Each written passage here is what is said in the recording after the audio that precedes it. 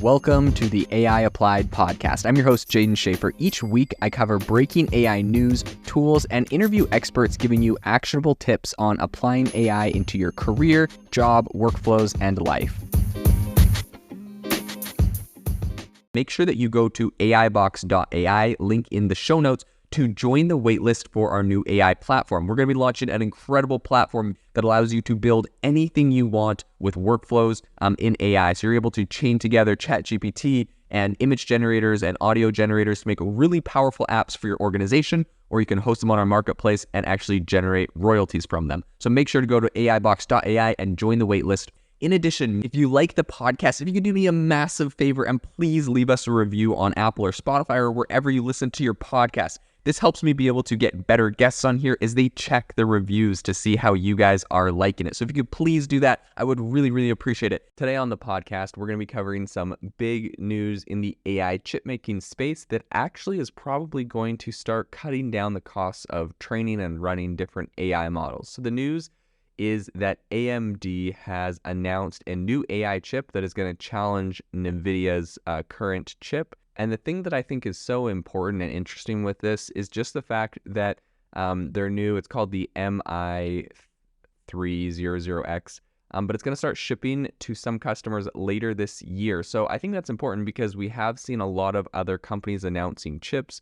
Meta's making a chip, but Meta says their chip won't be ready till 2025. So I think obviously when you have a company like AMD that already is making a lot of this silicon, a lot of this tech, these GPUs, and all of a sudden they're able to use their current factories and their current manufacturing to get something out.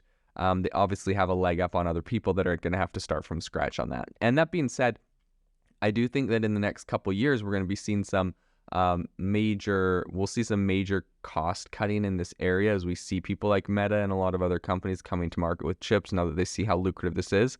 In the meantime, Nvidia is going to be able to make a lot of money. I mean, we're still forecasting for this AMD chip, the MI300X, to not be coming out till the end of the year. So Nvidia, I would say, has a pretty good run till then. But I think we're going to start seeing costs cut down quite a bit because currently Nvidia actually dominates the market for AI chips, and they have over 80% market share according to some analysts. So they've obviously cornered that to a pretty high degree. And as you know, GPUs are really important. So this new GPU chip is going to be a big deal for AMD. And GPU chips are currently used by, like OpenAI to run their ChatGPT models. If AMD's AI chips, which they currently call accelerators, are actually embraced by developers and servers, they possibly could substitute NVIDIA products with this. And I think this could be a really big untapped market for AMD because they are actually just traditionally known for their computer processors.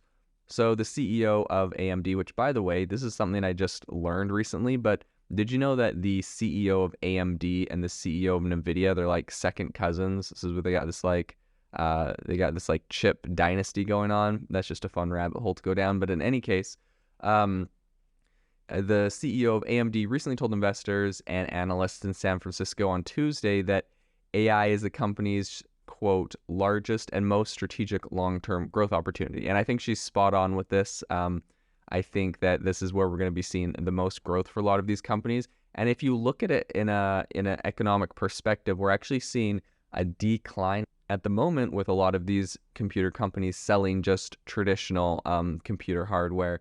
And so I think that AI is kind of is a bright spot on the horizon where we're going to see a lot of growth. This is not an area I believe is going to slow down anytime soon. And so I think investing resources and energy into this area is probably the most beneficial thing some of these companies can do. So Lisa Su also said, we think about the data center AI accelerator market growing from something like 30 billion this year at over 50% compound annual growth rate to over 150 billion in 2027. So this is obviously massive. If we're looking at a market that they're forecasting to grow at a 50% compounded annual growth rate for the next number of years, this is a really big opportunity. So, well, AMD, they didn't actually say what the price of this new chip is going to be. I think this is going to put a little bit of pressure on NVIDIA for their GPUs because currently their H100 that can cost $30,000 or more. So I think this is going to drive down the prices, and I think this is a good thing. I think lower GPU prices are going to start cutting down the cost of, just doing all of this generative AI technology. And I think it's really cool. We've seen out of OpenAI as they've released new AI models like GPT-4, they've cut down the cost of their older models. And I think that, if they're starting to get chips that are a lot cheaper, we might see those costs go down significantly, which could be quite incredible. I think also last month, the CEO, Lisa Su, she said on their earnings call that while the MI300X is going to be available for sampling this fall, it would start shipping in greater volumes next year. So to be fair, they're not about to, just dominate Nvidia at this exact moment. AMD did say that its new MI300X chip and its CDNA architecture were designed for larger language models and other cutting-edge AI models. They said at the center of this are GPUs. GPUs are enabling generative AI. So what's interesting is this new GPU can actually use up to 192 gigabytes of memory, which means that it can fit a lot of the larger AI models and a lot of bigger AI models than other chips. So Nvidia is essentially the rival here at Nvidia is the H100, which only supports 120 gigabytes of memory. So 192 gigs is a significant boost over that. A lot of LLMs for generative AI use quite a bit of memory because they run an increasing number of calculations. So AMD, when they did their demo of this new GPU, they did it running a 40 billion parameter model called Falcon.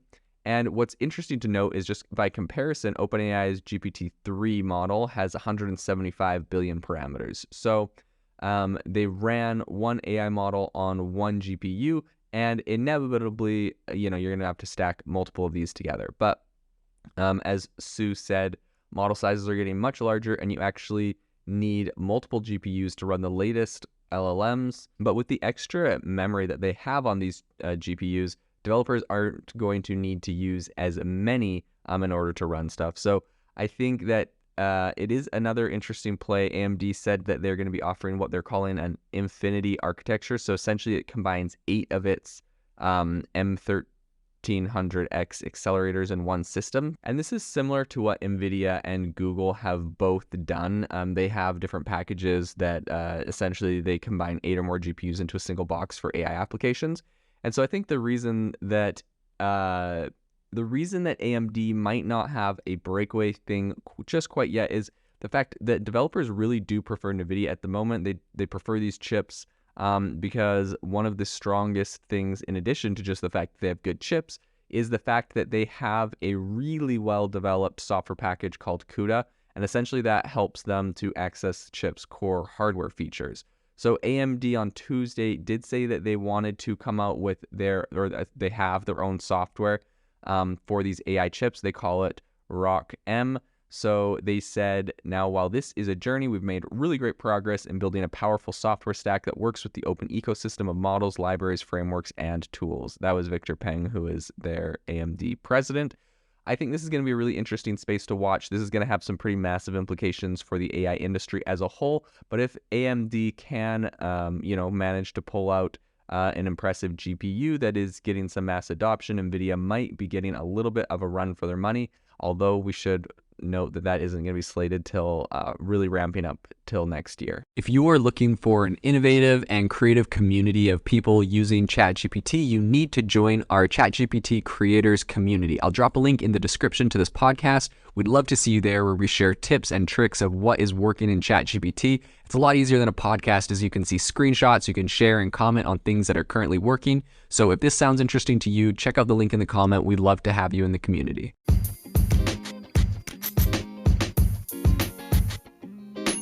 Thank you for tuning in to the AI Applied podcast. Make sure to rate this wherever you listen to your podcasts, and have a fantastic rest of your day.